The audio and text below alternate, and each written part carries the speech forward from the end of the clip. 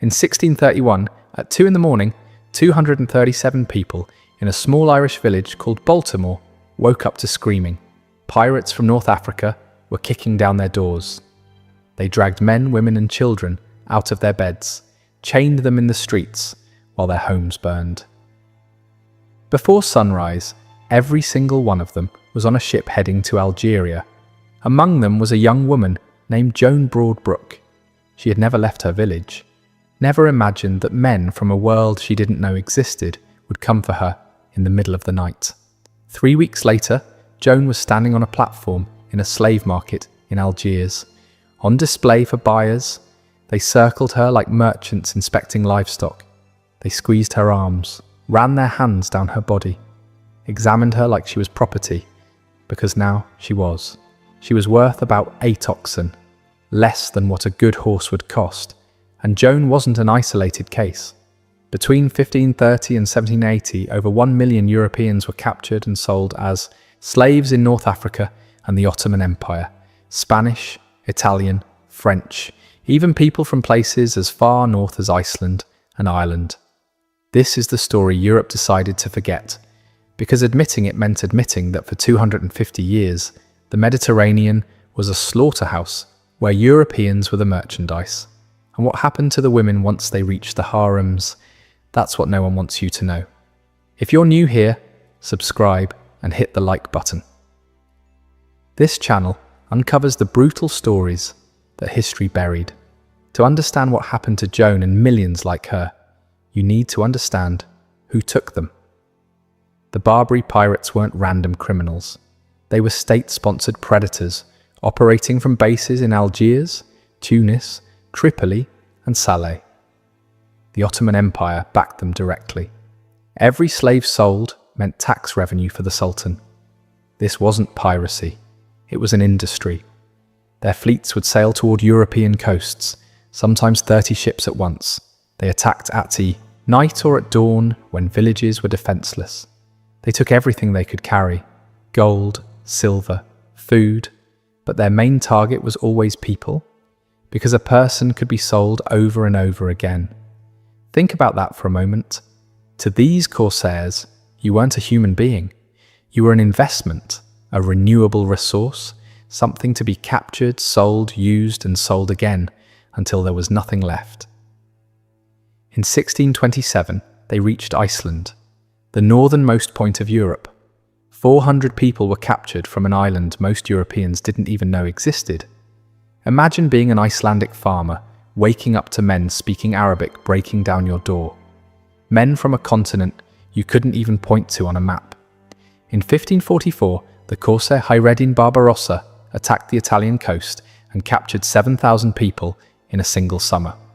7,000. That's not a raid, that's a harvest. In 1554, corsairs attacked the Spanish town of Vieste and took 6,000 captives. They emptied the entire town in one night. These weren't random attacks, they were coordinated military operations with specific targets: young women and children, because they brought the highest prices in the markets. Now imagine living on the coast of Spain or Italy during this period. Every night you went to sleep wondering if tonight was the night, if you'd wake up to screaming, if by morning you'd be in chains on a ship heading to a world you couldn't imagine. For 250 years, that was reality. Entire coastal villages were abandoned. People moved inland, away from the sea, away from the reach of the corsairs. Watchtowers were built along every Mediterranean coast to spot incoming ships. Churches rang bells to warn of attacks, but warnings weren't always enough. The corsairs adapted. They learned which villages had weak defences. They bribed local criminals for information. They waited for storms that forced fishing boats to stay in harbour. Then they struck. Some Europeans, called renegades, actually converted and joined the corsairs. They knew European languages, European customs, European weaknesses. They became guides for the raids. The most famous was Simon de Dancer, a Dutch captain who switched sides and became one of the richest corsairs in Algiers. He personally captured thousands of his own countrymen and sold them in the markets. Money has no loyalty. Nationality meant nothing when gold was on the table. And there was a lot of gold on the table. Let me tell you about another woman, Maria ter Meetelen, Dutch, captured in 1731 at 22 years old while travelling on a merchant ship near the coast of Spain. The pirates boarded the vessel at dawn.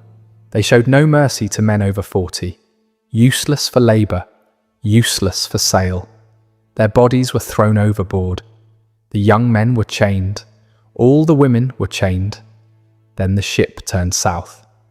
Maria spent 17 days in the cargo hold of that ship, chained to 40 other women. The space was so tight they couldn't lie down. They sat hunched against each other in complete darkness. The smell was unbearable. Vomit, urine, the stench of fear itself. No light, no fresh air. Just the sound of the ship creaking and other women crying in languages she didn't understand. Some women died during the crossing. Their bodies were unchained and dragged up to the deck. Maria heard the splashes as they were thrown into the sea. She counted 7 splashes during those 17 days. 7? Women who would never see land again. One woman next to her stopped eating on the 3rd day, stopped drinking on the 5th. By the 8th day, she was gone. Maria had to sit chained to her body for hours before the slavers noticed and removed her. When they finally reached Algiers, they pulled her up to the deck. She hadn't seen sunlight in over 2 weeks. The light was so bright it felt like needles in her eyes. The first thing she saw when her vision cleared were the white walls of Algiers gleaming in the sun. The second thing she saw was the slave market. The process was brutally efficient. Captives were taken to public baths, washed, their wounds treated just enough so they wouldn't die before the sale. Then they were sorted like cattle. Strong young men went to manual labour or the galleys, rowing ships until their bodies gave out. Most galley slaves died within 5 years, chained to their oars, unable to move, fed just enough to keep rowing. Educated men were sold as tutors or craftsmen, more valuable, better treated, but still property. Children were trained as servants. Sometimes the young ones were converted and raised in a new faith. They would grow up never knowing where they came from, never knowing their real names. Women over 35 went to domestic work, cooking, cleaning, the invisible labour of wealthy households. But young women between 15 and 30, they were the most valuable merchandise in the entire market. They were destined for harems. Before the sale came the inspection. Women were taken to an elevated platform in the centre of the market. Potential buyers walked around examining them. They squeezed their arms and legs to check for strength, pulled open their mouths to inspect their teeth, examined every inch of their skin for diseases or defects. And in many markets, especially in Algiers and Tunis, women were put on full display for inspection. Nothing hidden, nothing left to imagination.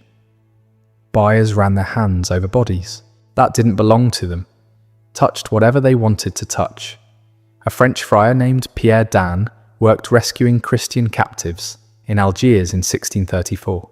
He documented what he witnessed in the markets. He wrote that Christian women were put on full display in public squares, inspected like animals. Buyers touched them everywhere to verify their health. The young women cried, but any resistance was met with immediate beatings. The slavers would strike them until they learned that resistance was useless. This wasn't hidden. It happened in broad daylight, in public squares, witnessed by thousands, completely legal, completely accepted. Now imagine being Joan Broadbrook standing on that platform, a young woman from a tiny Irish village where she knew everyone by name, where her biggest worry had been whether the harvest would be good, where she'd never been touched by any man. Now she was being examined by strangers speaking a language that sounded like noise to her. Their hands on her body, their eyes evaluating her worth. She was sold to a Turkish merchant named Ahmed for the price of 8 oxen. She had no idea what that meant. No idea that Ahmed already owned 7 other slaves. No idea that her life as she knew it was over forever. The journey from Algiers to Istanbul took 6 weeks. Joan was kept in the cargo hold of another ship, this time with 20 other European women. Italians, Spanish, French, Greek. None of them spoke English. Communication was impossible. But fear needed no translation. They all knew what awaited them. They'd heard the stories. The women who had survived tried to explain with gestures what to expect. Their hands mimed things that words couldn't carry. When they arrived in Istanbul, they were taken directly to Ahmed's house. The other slaves immediately took Joan. They removed her European clothes and burned them. Everything she had from her old life, gone in smoke. They bathed her in perfumed water, dressed her in Ottoman clothing. She didn't recognize herself. That night, Ahmed visited her room. Joan had never been with a man. She'd never been alone with a man who wasn't family. In her village, such things happened after marriage.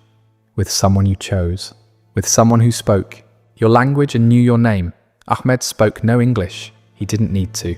Years later, Joan managed to send a letter to her family in Ireland, one of the only first-hand accounts we have from a captured Irish woman. In it, she wrote that she could not describe what she suffered that first night, only that she wished for death 1,000 times. But death did not come, and every night after was the same. That was the reality of the harem. Not silk cushions and perfumed gardens, not the romantic paintings European artists created without ever seeing what they painted, not exotic luxury, captivity, forced submission, survival, and the psychological torture of knowing this was forever. There was no rescue coming, no army marching to save them, no hope of seeing home again. Just endless days turning into endless years. Some women went mad. They screamed at walls, talked to people who weren't there. The other slaves would restrain them until they exhausted themselves. The ones who couldn't be controlled were sold or simply disappeared. Others found ways to survive inside their own minds. They created routines, small rituals that gave structure to formless days. They remembered songs from home, recipes their mothers made, the sound of rain on thatched roofs, anything to hold on to who they had been. But most simply went numb. It was easier that way. The daily life of a slave depended entirely on who owned her. But patterns were universal. First, all Christian slaves were pressured constantly to convert. Conversion didn't make them free. They remained property. But it slightly improved their status within the household. Those who resisted were punished. Beatings, food deprivation, isolation in dark rooms for weeks at a time. Second, they were forced to learn the local language, Turkish or Arabic, depending on where they ended up. Those who learned quickly received slightly better treatment. Those who couldn't or wouldn't were considered stubborn, rebellious. They were punished more severely until they learned or broke. Third, and this is crucial, no European slave had legal rights. She could not testify in court, could not own property, could not refuse her owner anything, could not leave the house without permission. She was, in every legal sense, an object, a thing. Property with no more rights than a chair or a carpet. Most ended up in one of three situations: brutal domestic work, cleaning, cooking, childcare, 16-hour days with no rest, frequent punishments for minor mistakes. A burned meal could mean a beating.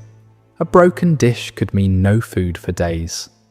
These women rarely saw the outside of the house. They aged rapidly.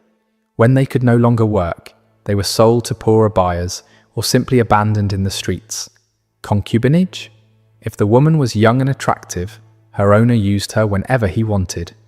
In wealthy households, there were multiple concubines. They competed against each other for attention and favors. If a concubine gave birth to a son, her status improved.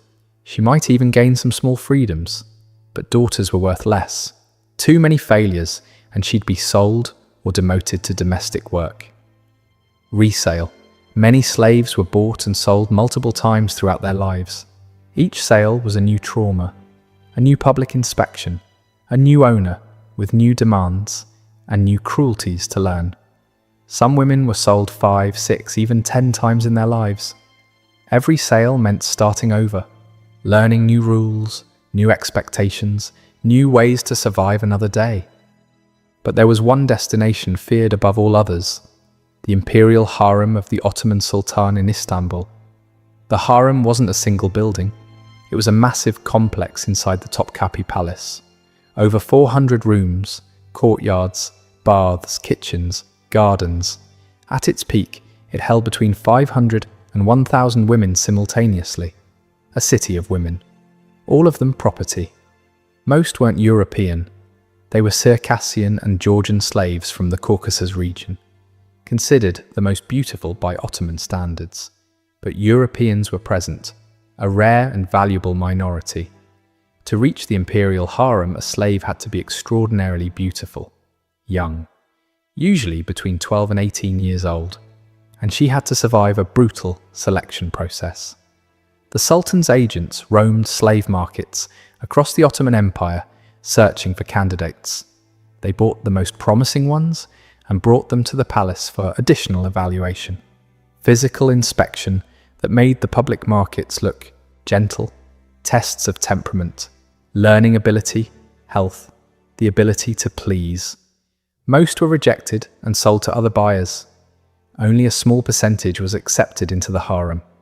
Once inside, training began. It lasted years. New slaves learned Turkish, Ottoman etiquette, music, dance, embroidery, calligraphy. They were taught how to walk, how to speak, how to look at a man, how to look away. The goal was to transform them into refined companions, worthy of the Sultan. But here's the brutal truth that shatters every fantasy about the harem. Of the 500 to 1,000 women living there, only a small fraction, maybe 50 or 100, would ever see the Sultan in person. And of those, only a handful, maybe 5 to 10 in an entire generation, would actually spend the night with him. The rest lived in permanent limbo. Not free, but not serving the purpose for which they were captured.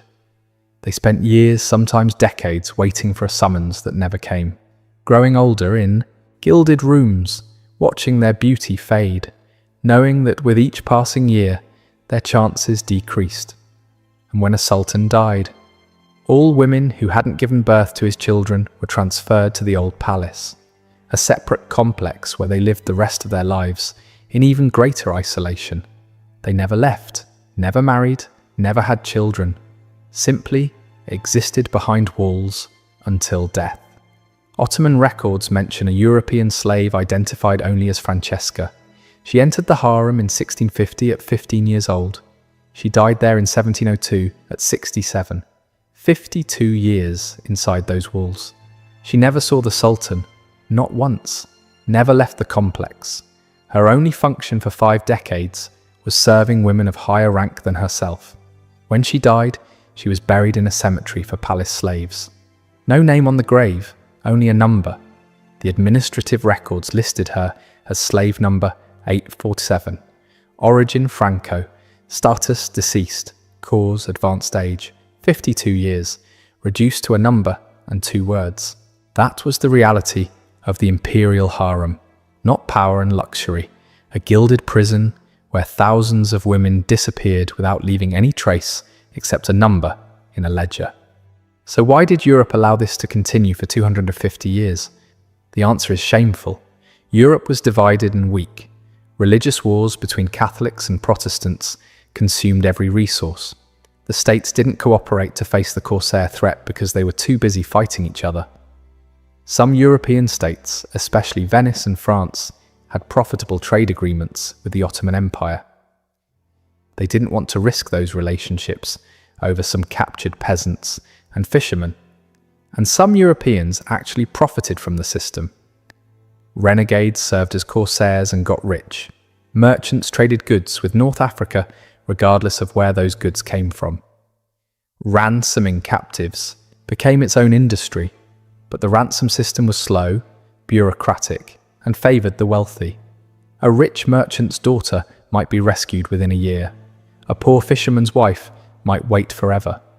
Most waited forever. Maria Ter Meetelen was one of the lucky ones. After 8 years in captivity, her family sold everything they owned to raise the ransom.